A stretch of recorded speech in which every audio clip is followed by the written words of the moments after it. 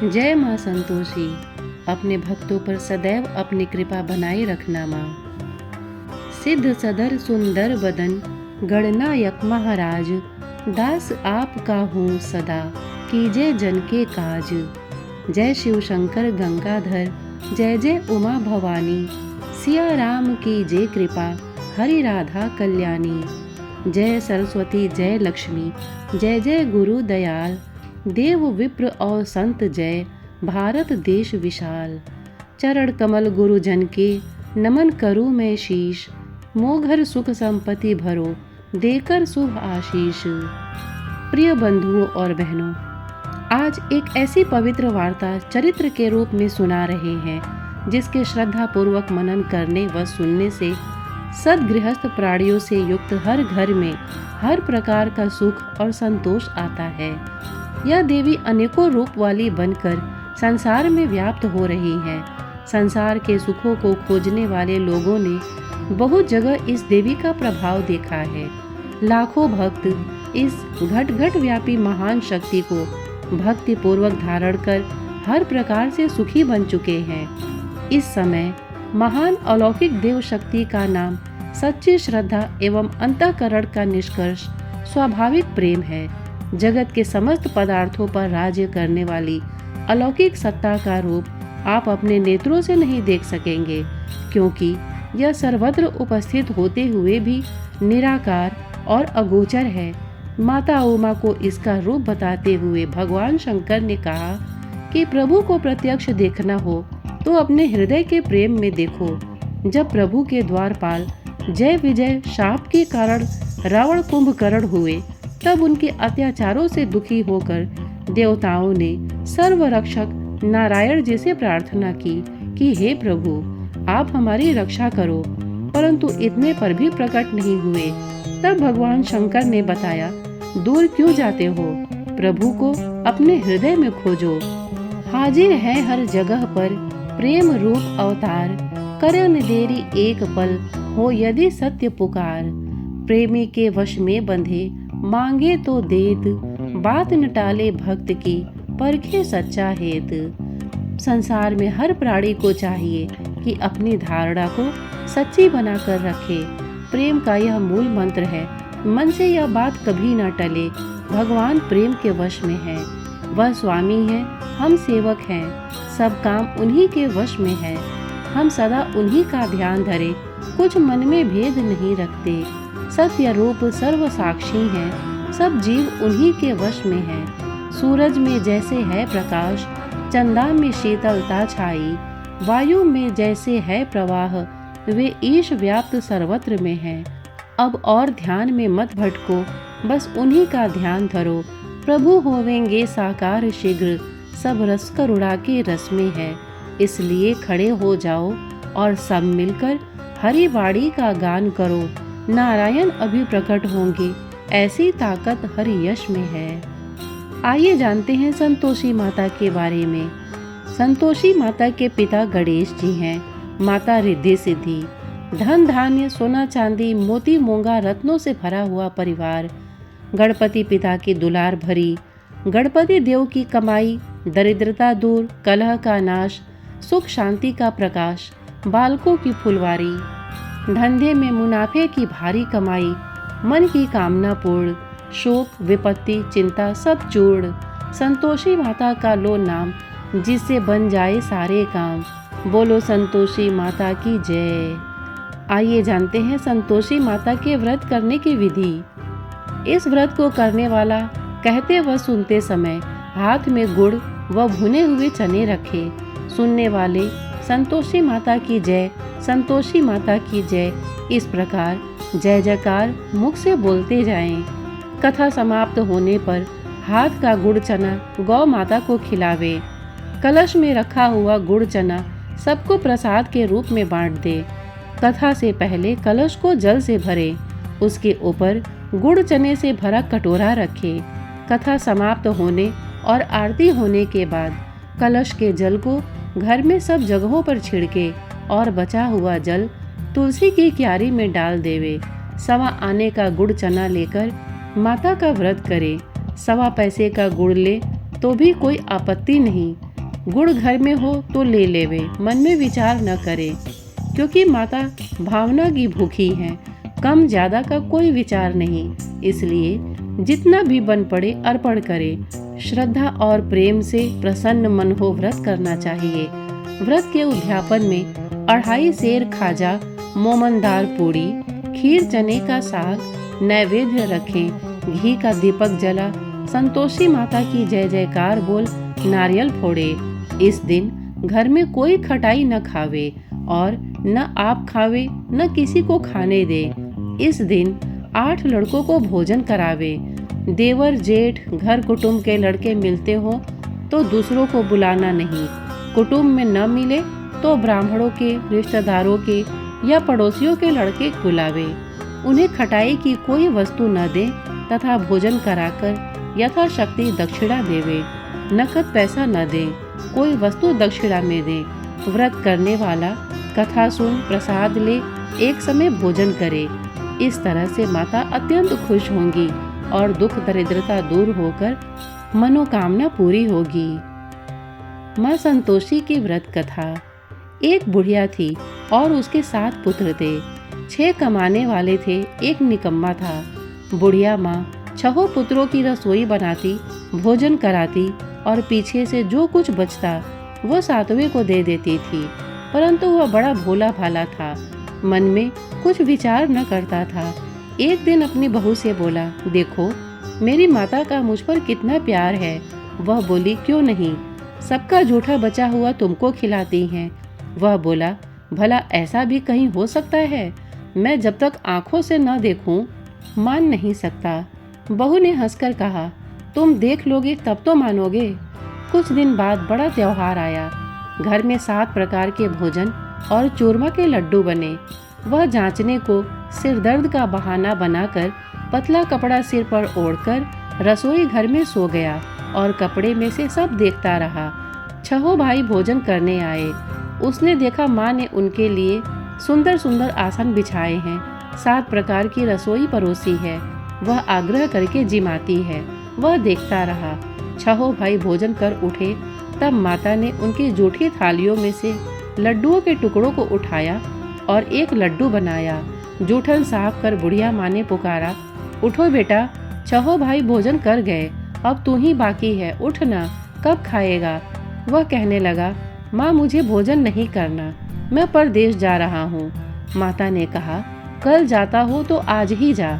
वह बोला, हाँ हाँ आज ही जा रहा हूँ। यह कहकर वह घर से निकल गया। चलते समय बहू की याद आई।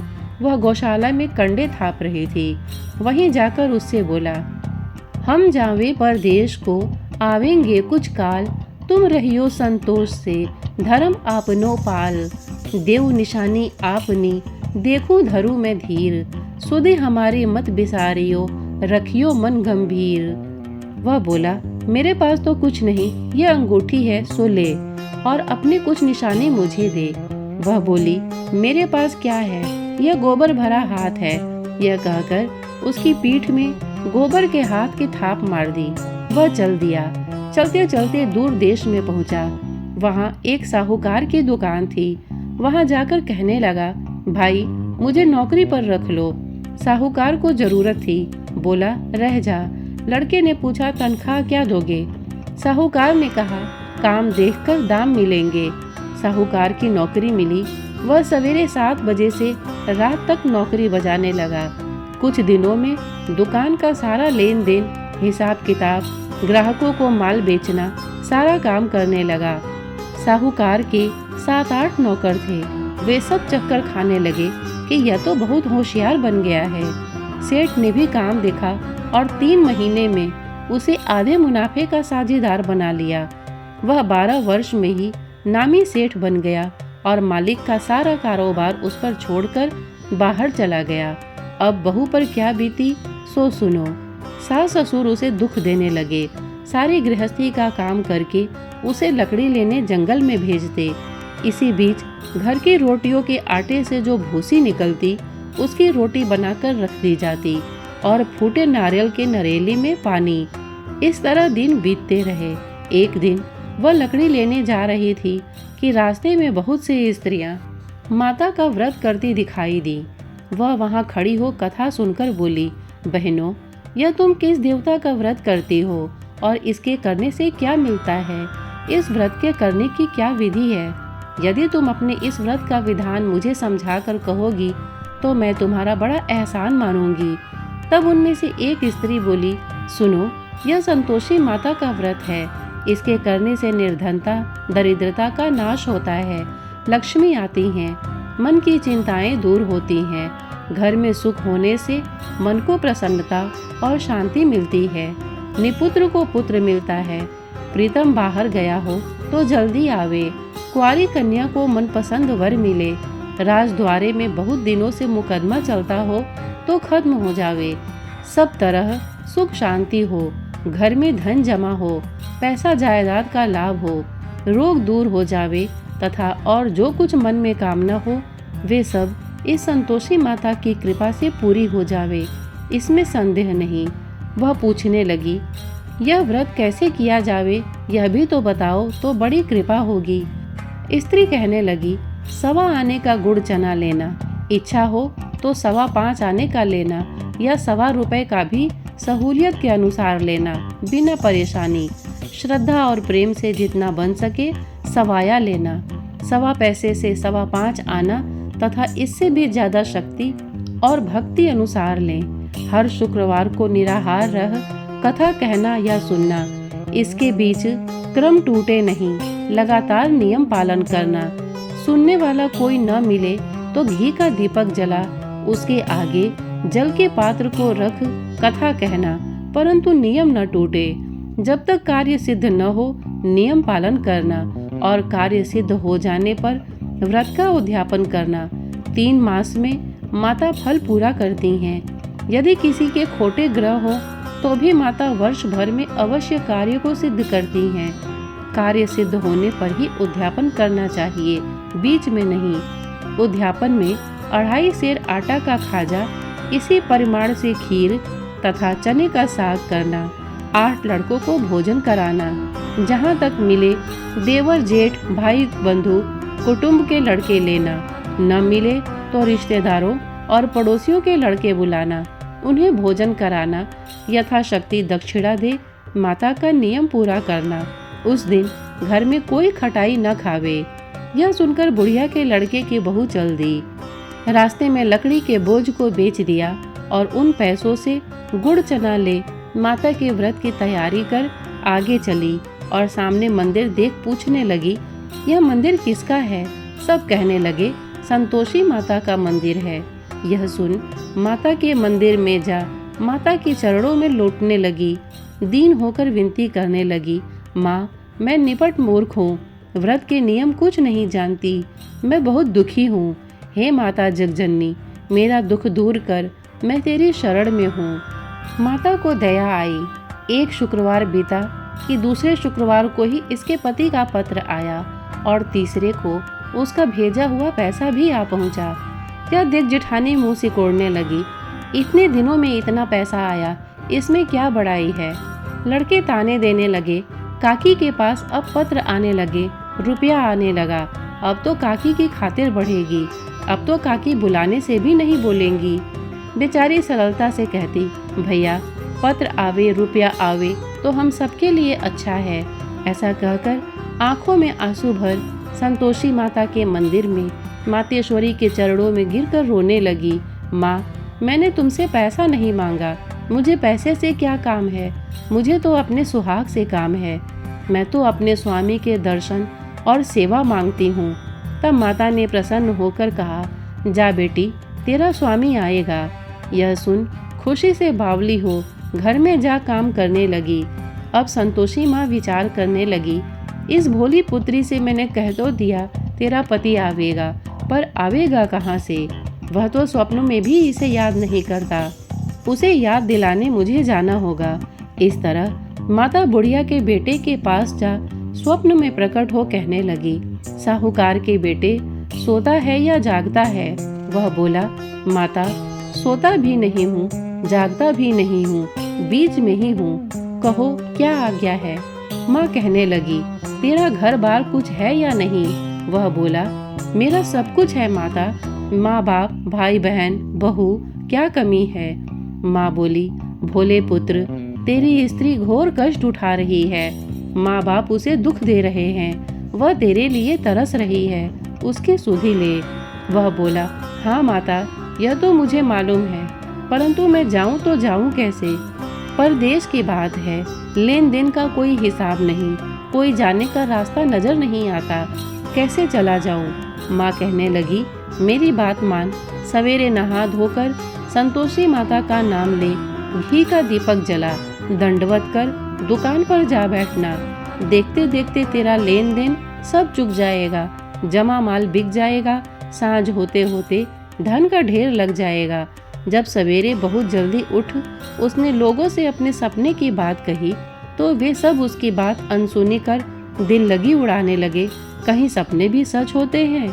एक बूढ़ा बोला, देख भाई, मेरी बात मान, इस प्रकार साथ झूठ करने के बदले देवता ने जैसा कहा है वैसा ही करने में तेरा क्या जाता है? वह बूढ़े की बात मान, स्नान कर संतोषी माता को दंडवत कर घी का दीपक जला दुकान पर जा बैठा। थोड़ी देर में वह क्या देखता है कि देने वाले रुपया लाए, लेने वाले हिसाब लेने लगे। कोठे में भरे सामानों के खरीदार नकद दाम में सौदा लेने लगे। शाम तक धन का ढेर लग गया। माता का चमत्कार देख प्रसन्न हो मन में माता का नाम ले घर जाने के वास्ते गहना कपड़ा खरीदने लगा और वहाँ के काम से निपट वह घर को रवाना हुआ। वहाँ बहू बेचारी जंगल में लकड़ी लेने जाती है। लौटते वक्त माँ के मंदिर पर विश्राम करती है। वह तो उसका रोजाना रुकने का स्थान था। दूर से धूल उड़ती देख वह माता से पूछती है, हे माता, यह धूल कैसी उड़ रही है? माँ कहती है, हे पुत्री, तेरा पति आ रहा है, अब तू ऐसा कर, लकड़ियों के 3 बोझ बना ला, एक नदी किनारे रख, दूसरा मेरे मंदिर पर और तीसरा अपने सिर पर रख। तेरे पति को लकड़ी का गट्ठा देखकर मोह पैदा होगा, वह वहाँ रुकेगा, नाश्ता पानी बना खाकर माँ से मिलने जाएगा। तब तू लकड़ियों का बोझ उठाकर घर जाना और बीच चौक में गट्ठा डालकर 3 आवाजें जोर से लगाना, लो सासू जी, लकड़ियों का गट्ठा लो, भूसी की रोटी दो और नारियल के नरौली में पानी दो, आज कौन मेहमान आया है? माँ की बात सुन बहू बहुत अच्छा माता कहकर प्रसन्न हो लकड़ियों के 3 गट्ठे ले आई। एक नदी तट पर, एक माता के मंदिर पर रखा। इतने में ही एक मुसाफिर आ पहुंचा। सूखी लकड़ी देख उसकी इच्छा हुई कि अब यहीं विश्राम करे और भोजन बना खाकर गांव जाए। इस प्रकार भोजन बना विश्राम ले वह गांव को गया। सबसे प्रेम से मिला। उसी समय बहू सिर पर लकड़ी का गट्ठा लिए आती है। लकड़ी का भारी बोझ आंगन में डाल जोर से 3 आवाज देती है, लो सासू जी, लकड़ी का गट्ठा लो, भूसी की रोटी दो, नारियल के नरौली में पानी दो, आज मेहमान कौन आया है? यह सुनकर उसकी सास आ उसके दिए हुए कष्टों को भुलाने हेतु कहती है, बहू ऐसा क्यों कहती है? तेरा मालिक ही तो आया है, आ बैठ, मीठा भात का भोजन कर, कपड़े गहने पहन। इतने में आवाज सुन उसका स्वामी बाहर आता है और अंगूठी देखकर व्याकुल हो माँ से पूछता है, माँ यह कौन है? यह कौन है? माँ कहती है, बेटा यह तेरी बहू है। आज 12 वर्ष हो गए, तू जब से गया है तब से सारे गांव में जानवर की तरह भटकती फिरती है। काम काज घर का कुछ करती नहीं, 4 समय आकर खा जाती है। अब तुझे देखकर भूसी की रोटी और नारियल की नरेली में पानी मांगती है। वह लज्जित हो बोला, ठीक है माँ, मैंने इसे भी देखा है और तुम्हें भी देखा है। अब मुझे दूसरे घर की ताली दो, उसमें रहूं। तब माँ बोली, ठीक है बेटा, जैसी तेरी मर्जी कहकर ताली का गुच्छा पटक दिया। उसने ताली ले दूसरे कमरे में जो तीसरे मंजिल के ऊपर था खोलकर सारा सामान जमाया। एक दिन में ही वहाँ राजा के महल जैसा ठाट बाट बन गया। अब क्या था, वे दोनों सुखपूर्वक रहने लगे। इतने में अगला शुक्रवार आया। बहू ने अपने पति से कहा कि मुझे माता का उद्यापन करना है। पति बोला, बहुत अच्छा, खुशी से करो। वह तुरंत ही उद्यापन की तैयारी करने लगी। जेठ के लड़कों को भोजन के लिए कहने गई। उसने मंजूर किया। परंतु पीछे जेठानी अपने बच्चों को सिखलाती है, देखो रे, भोजन के समय सब लोग खटाई मांगना, जिससे उसका उद्यापन पूरा न हो। लड़के जिमने आए, खीर पेट भर कर खाई, परंतु याद आते ही कहने लगे, हमें कुछ खटाई दो, खीर खाना हमें भाता नहीं, देखकर अरुचि होती है। बहू कहने लगी, खटाई किसी को नहीं दी जाएगी, यह तो संतोषी माता का प्रसाद है। लड़के उठ खड़े हुए, बोले पैसा लाओ। भोली बहू कुछ जानती नहीं थी, सो उन्हें पैसे दे दिए। लड़के उसी समय जा करके इमली लाकर खाने लगे। यह देखकर बहू पर माताजी ने कोप किया। राजा के दूत उसके पति को पकड़ ले गए।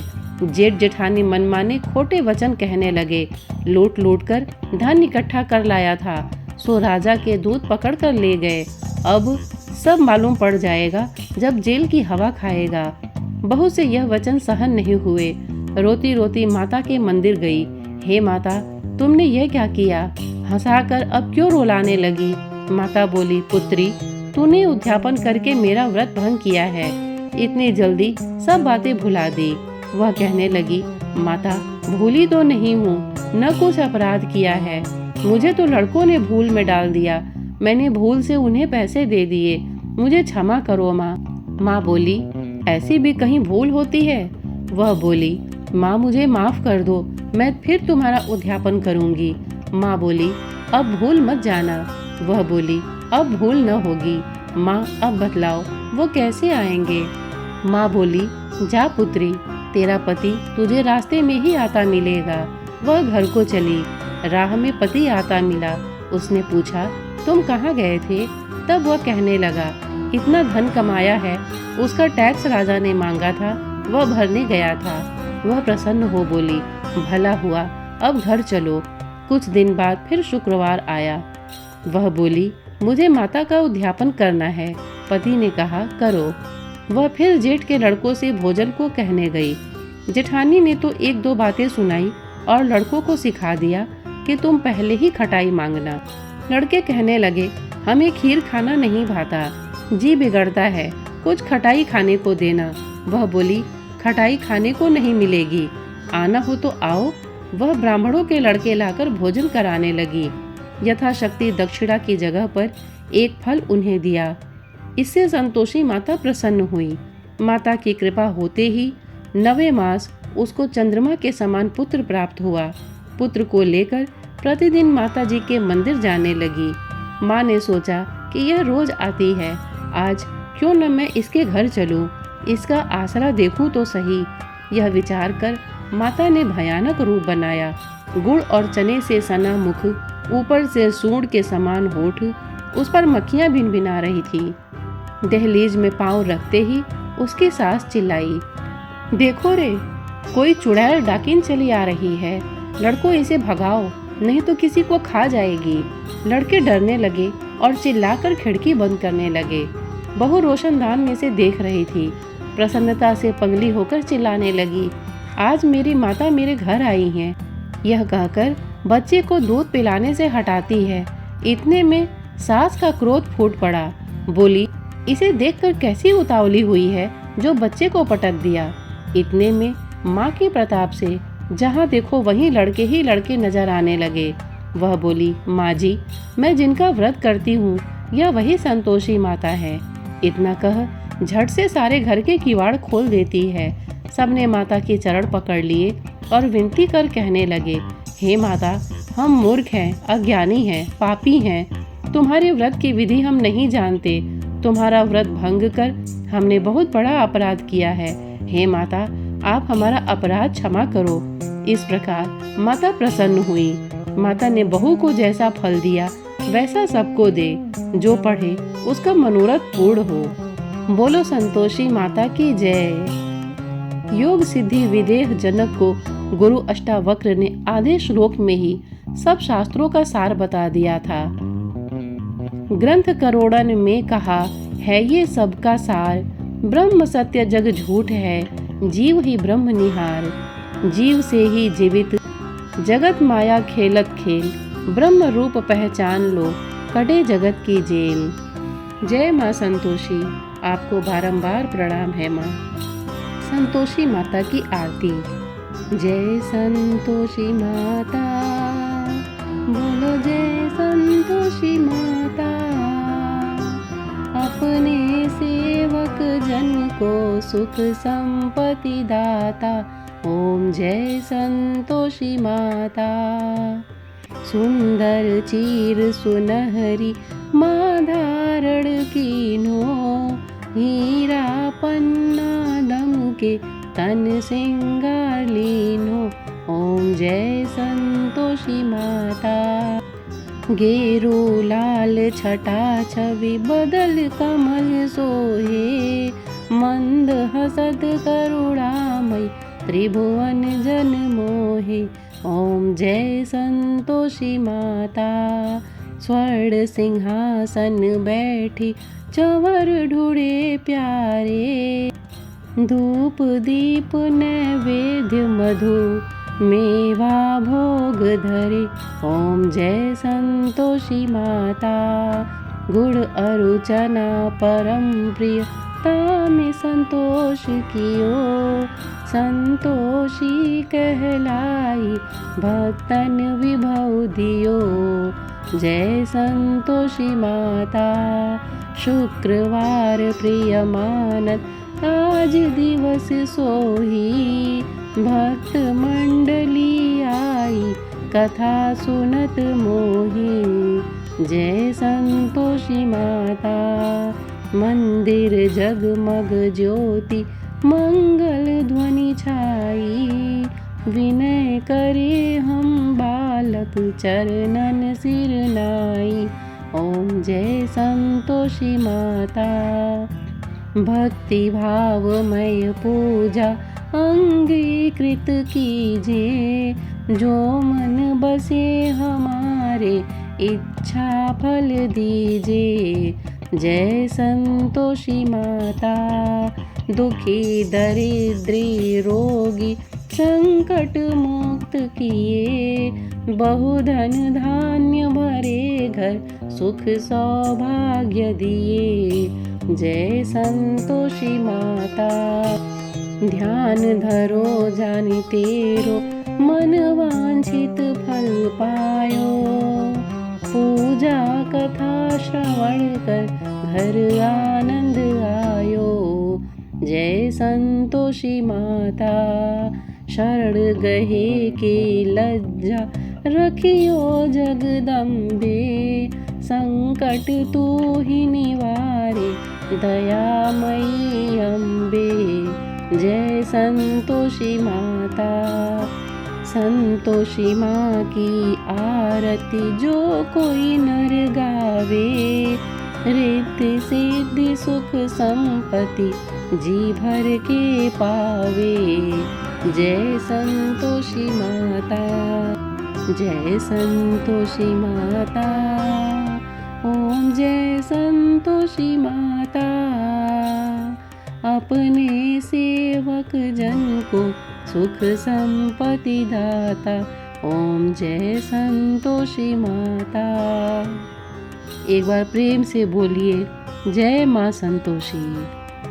श्रोतागण, इतने धैर्य से इसे सुनने के लिए आपने अपना बहुमूल्य समय दिया, इसके लिए आपका बहुत बहुत धन्यवाद। नमस्कार।